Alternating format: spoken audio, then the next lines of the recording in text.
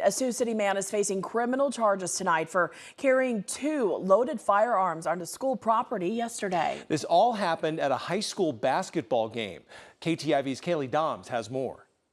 Monday night, a classic crosstown rivalry matchup was underway on the hardwood. A West High versus North High boys basketball game. But what followed was anything but classic.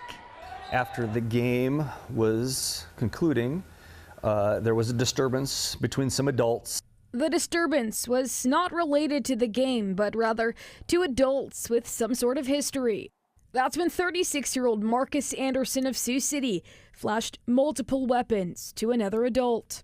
School resource officer Justin Ferguson saw the encounter unfold and promptly detained Anderson. He did find 2 loaded firearms on this individual.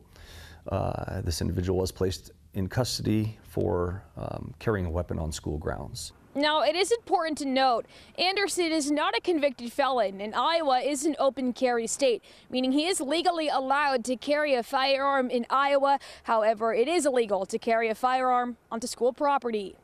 Even this being an open carry state, school grounds are off limit for firearms. So that's why the charge of carrying a weapon on school grounds, which is a Class D felony, serious charge, was given to this individual.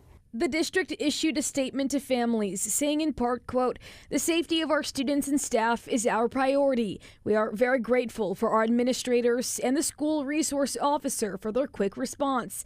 Weapons are not and will not be tolerated on school property."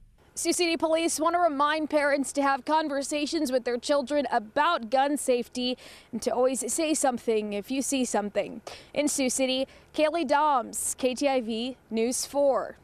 Anderson was taken to the Woodbury County Jail and posted bond last night. He's expected to make an initial court appearance on March 3rd.